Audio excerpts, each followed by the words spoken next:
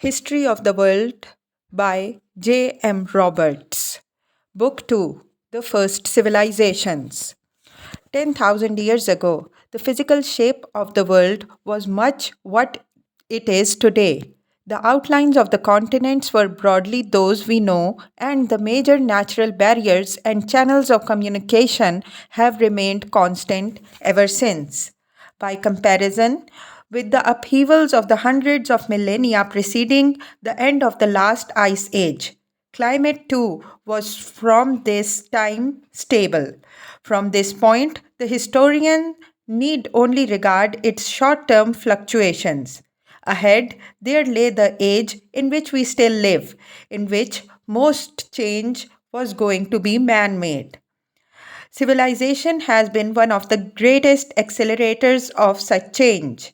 It began at least 7 times, according to one historian, meaning by that he could distinguish at least 7 occasions on which particular mixes of human skills and natural artifacts came together to make possible a new order of life based on the exploitation of nature. Though these beginnings fell within a span of 3,000 years or so, barely a moment by comparison with the vast scale of prehistory, they were neither simultaneous nor equally successful. They turned out very differently, some of them racing ahead to lasting achievements, while others declined or disappeared, even if after spectacular flowerings. Yet, all of them signified an increase in the rate and scale of change, dramatic by comparison with anything achieved in earlier times. Some of these civilizations are still real foundations of our own world. Some of them, on the other hand, now exercise little or no influence except perhaps upon our imaginations and emotions when we contemplate the relics which are all that is now left of them. Nonetheless, together they determine much of the cultural map of the world down to this day because of the power of the traditions which sprang from them, even when their achievements in ideas, social organization, or technology had long been forgotten. The establishment of the first civilizations took place between about 3500 BC and 500 BC and provides the first of the major chronological divisions of world history. Chapter 1. Early Civilized Life. For as long as we know, there has been at Jericho a never failing spring, feeding what is still a sizable oasis. No doubt, it explains why people have lived there on and off for about 10,000 years. Farmers clustered about it in late prehistoric times. Its population may then have numbered 2 or 3,000. Before 6000 BC, it had great water tanks which suggest provision for big needs, possibly for irrigation, and there was a massive stone tower which was part of elaborate defenses long kept in repair. Clearly, its inhabitants thought they had something worth defending. They had property. Jericho was a considerable place. For all that, it was not the beginnings of a civilization. Too much was still lacking, and it is worth considering for a moment at the outset of the era of civilization just what it is we are looking for. It is a little like the problem of pinning down in time the first human beings. There is a shaded area in which we know the change occurs, but we can still disagree about the point at which a line has been crossed. All over the Near East, around 5000 BC, farming villages provided the agricultural surpluses on which civilization could eventually be raised. Some of them have left behind evidence of complex religious practice and elaborate painted pottery, one of the most widespread forms of art in the Neolithic era. Somewhere about 6000 BC, brick building was going on in Turkey at Çatalhöyük. a site only slightly younger than Jericho. But by civilization, we usually mean something more than ritual, art, or the presence of a certain technology, and certainly something more than the mere agglomeration of human beings in the same place. It is little like speaking of an educated man. Everyone can recognize one when they see him, but not all educated men are recognized as such by all observers, nor is a formal qualification, a university degree, for example, either a necessary or infallible indicator. Dictionary definitions are no help in pinning down civilization either.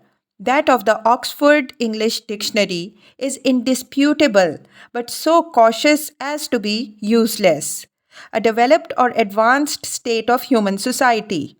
What we can still do to make up our minds about is how far developed or advanced and along what lines.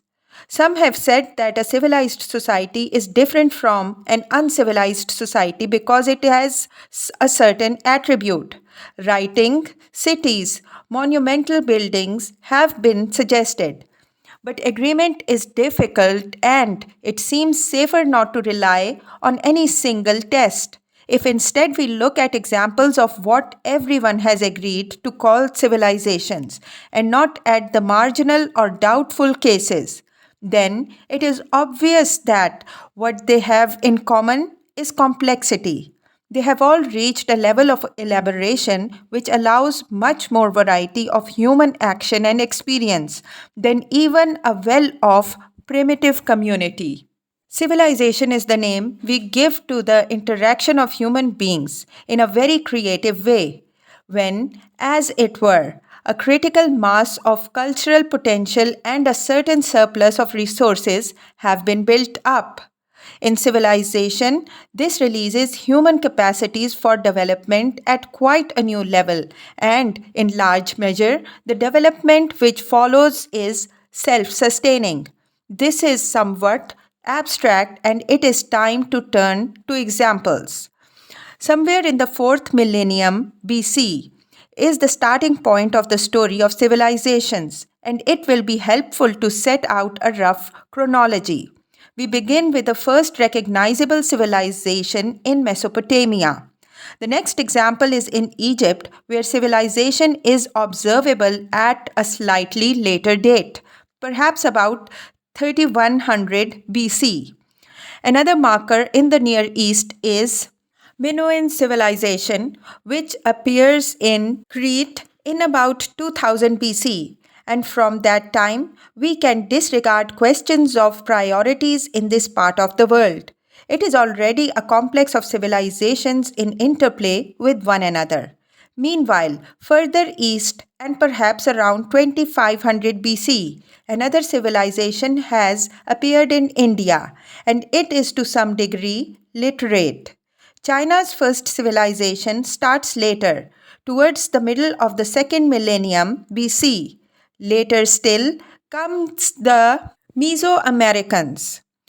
Once we are past about 1500 BC, though, only this last example is sufficiently isolated for interaction not to be a big part of explaining what happens. From that time, there are no civilizations to be explained which appear without the stimulus, shock, or inheritance provided by others which have appeared earlier.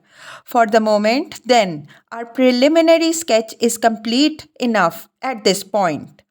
About these first civilizations, whose appearance and shaping is the subject matter of the next few chapters, it is very difficult to generalize. Of course, they all show a low level of technological achievement, even if it is astonishingly high by comparison with that of their uncivilized predecessors.